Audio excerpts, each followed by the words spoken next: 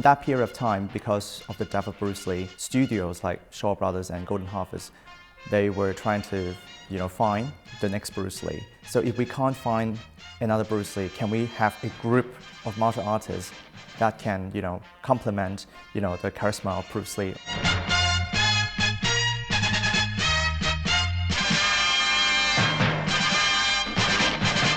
When we look at Chang Che, he was known for the idea of getting lots of stars together. I think there are maybe in total 5 generations of Chang Che star. The first generation, if you think about figures like Jimmy Wang Yu and also Lo Lie. So these are the first generation, these 2 stars. And then we have David Chiang and T. Long, so the second generation.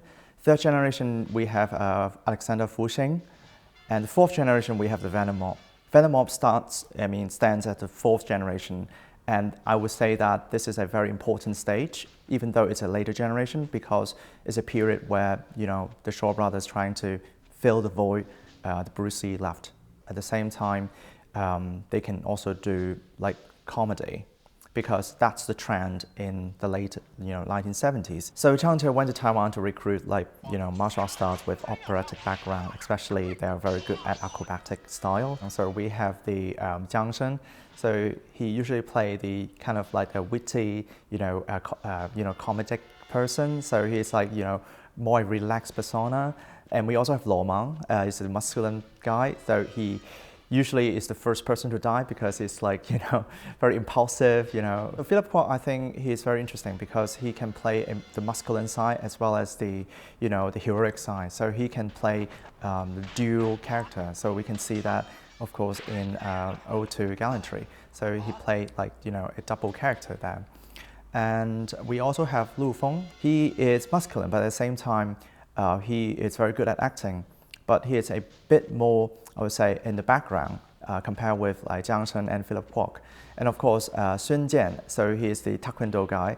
His face is quite heroic, so he can play heroic character. Even in the first film, in the 5 Venoms, he played the villain. But in the Ode to Gallantry, he can, support Philip Kwok and also play a heroic person as well. So I think all of them, they have specific role to play, and they can add narrative depth to martial arts film, kung fu film in that era, because after Bruce Lee, it's no longer single hero. It's ensemble cast and can add a lot of complexity to the narrative.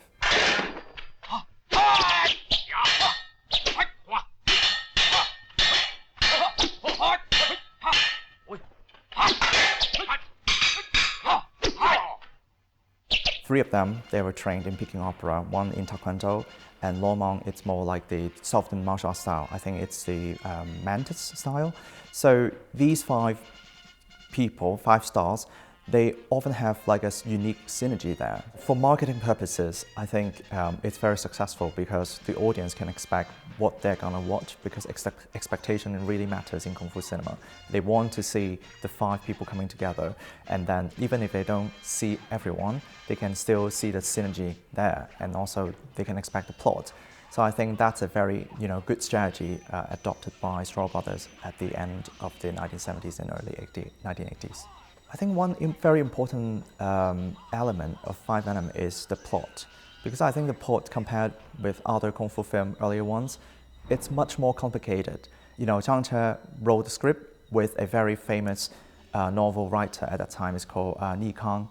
So he actually wrote quite a lot of martial art novel at that time, and also not just martial art novels, but also detective novels. So that's why you can see the detective element in some of these Venom films, and that also adds another layer of complexity.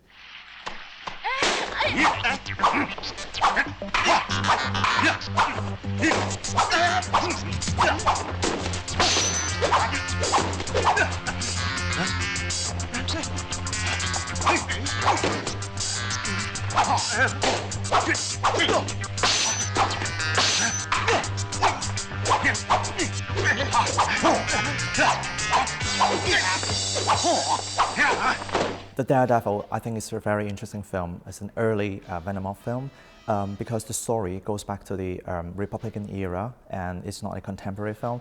but at the same time, it shows a lot of like contemporary elements in it, like gymnastics, so incorporating like street performance into the fight scene. So that film, of course, features the plot of revenge, like revenging for the death of Lo Mang at the very beginning of the film. But you can see that there are lots of detective plot elements in it as well. They are trying to figure out how to infiltrate into the general's place and also earn his trust. So all these elements, they are not very common in Kung Fu film. It's not just like fight scenes, because you don't actually see a lot of fight scenes, I think, in the beginning and also in the middle. There are lots of performance, but not fight scenes. And there are a lot of demonstration, exhibition of fights, but not like traditional Kung Fu fight scenes. The only noteworthy fight scene that I noticed is at the end of the film in a warehouse, and the choreography, it's amazing in the sense that to beat the general, they need to cooperate, and using specific skills that they learned from the street performance.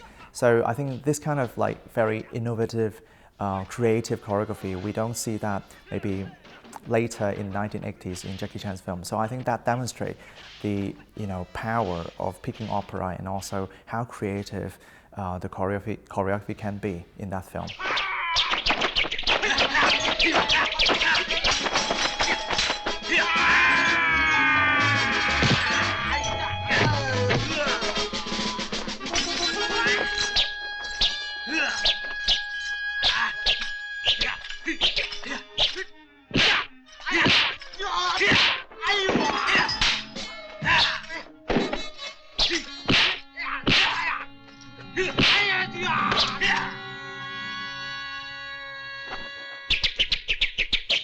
Ode to Gallantry is a later film, and I think compared with Daredevils, one interesting thing it's about the Wuxia Will. So this film, of course, is an adaptation of Jin Yong, Louis Cha's famous novel.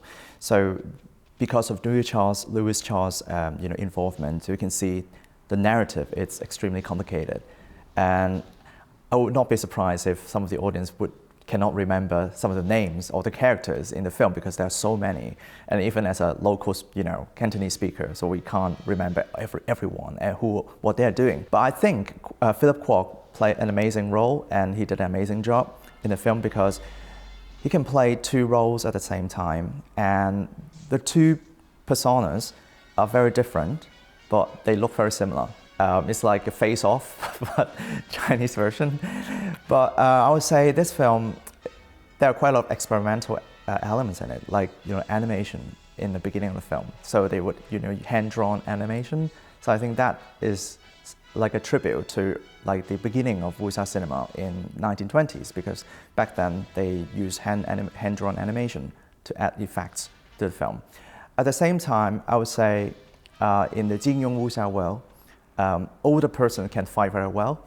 So you don't see the age as a matter at all. Actually, old masters, they fight very well. So it's not about how young you are, but how good you are in terms of like how you can manage the internal energy, because it's all about internal energy. So you can release a lot of qi in your fight, so you can be a master.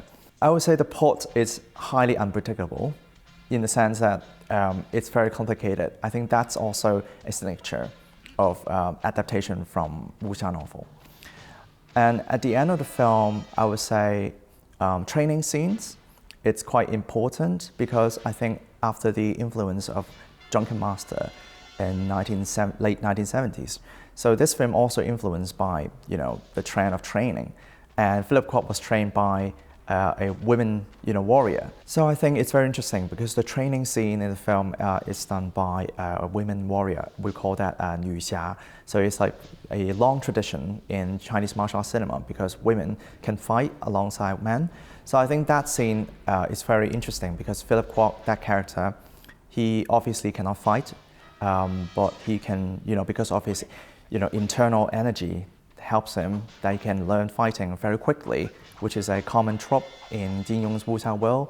If you have good internal energy, you can master everything in a short period of time. Just like Neo in Matrix, like I know Kung Fu, but wuxia version. So you can see at the end of the fight, at the end of the film, that Philip Kwok fights in a style that is quite, random, and he does not know how to fight properly, but he can beat like 3 masters single-handedly.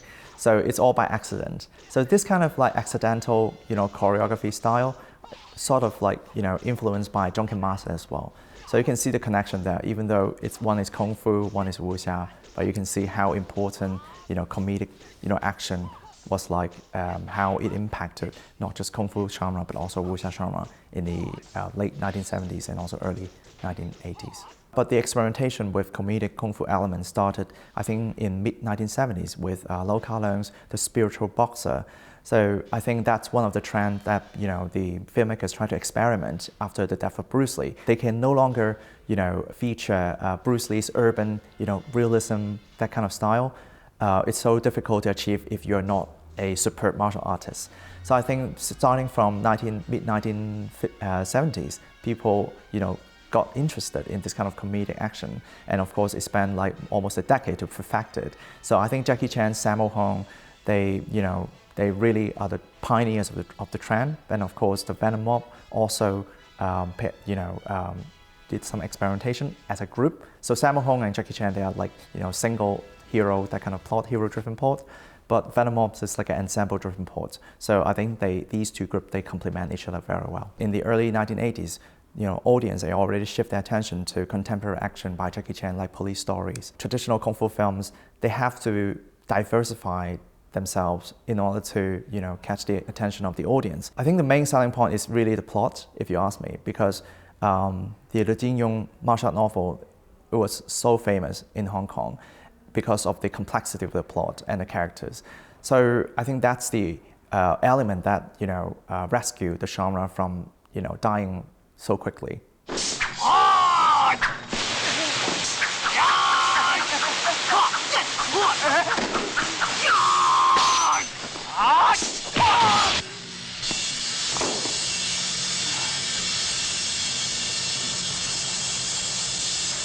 So Changche's major themes are manifested in, the Venom Mob films. So one of the themes is, of course, masculinity and brotherhood. So you can see them, usually doing some rituals together. So probably they would eat together, spend the time together, or maybe they have some religious rituals as well. So these are some of the common, tropes that we can find in other Changche's film. Another main feature is, the self-sacrifice elements there. So you can see the brothers, they would just unconditionally sacrifice themselves for each other. So even though they're not like, related in, blood ties, they are not from the same family, because they train together, I think, in terms of martial arts, they treat each other as brothers and, sisters. Particularly the case of 3 of them, Philip Kwok, Jiang Shen, and, Lu Feng. So 3 of them, they were trained in the same opera school, so they treat each other as brothers. So I think this idea of like self-sacrifice and loyalty to each other are very common in Venom films, and also Zhangche feature 3 of them, and actually 5 of them, like with Sun Jian and Lo Mang. So come together, it's not just in the plot on screen, but also off screen, they treat each other as brothers. So I think that's very important. Another common theme is the idea of like righteousness. It's righteous to use violence to restore balance and virtue. I think that's very common in Changche's film, because the heroes, even though they operate outside the justice system, but it's okay to use violence as long as, if someone kills my brother, it's okay to kill the other person. So I think that's also a very important theme in Changche's wuxia universe. So all these combined together, I would say Venom Mobs sort of like a continuation of Changche's wuxia themes, and also manifest them, but with an ensemble cast, not just maybe 1 or 2 characters like David Chang and Ti Lung, or Alexander Fusheng. So this ensemble cast really make Changche's wuxia themes shine.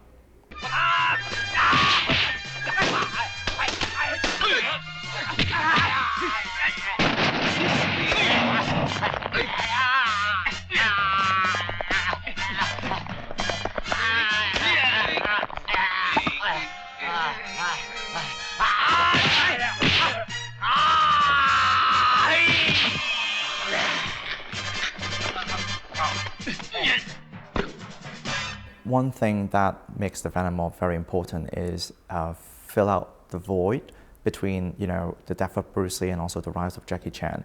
So this is a period where filmmakers have been experimenting different ways to fill that void. And the idea of ensemble cast is important because before that, I think film directors, they only focus on one hero. But after that, after the Venom mobs, directors in the genre, they actually feature multiple martial artists with different skill sets, and they can complicate a plot and also add different layers of storytelling. So I think that really helps the genre develop in the long run. So we can see that in not just in Hong Kong film, but also in Hollywood film as well. Like Kung Fu Pandas, we have like 5 different animals, and we have Kill Bills with villains with different weapons specialties, and that also was featured in The Raid and also maybe John Wick as well. The Venom mobs, they are more popular in the West than in Hong Kong. The reason is that because of the distribution of the VHS and VCD in the 1990s and early 2000s. So it developed like a huge fan base, and people want to know more about lesser well-known martial art films. I think that development is very interesting because by 2000s, Hong Kong no longer watch martial art films anymore. But at the same time, like there are more and more demand for these like lesser well-known martial art films. So I think there's a stronger, wider fan base in the West compared to Hong Kong. And of course, these stars, probably because they are from Taiwan, they're not local stars. So 4 of them are from Taiwan, except Lo Mang. So Lo Mang, he still played quite an interesting, actually important role in Hong Kong film history, in martial art film history. So he still made martial art film, I think, in 2010. And also, of course, in the Ip Man film, Ip Man 2, he played one of the master fighting with Donnie Yen, the Mantis master.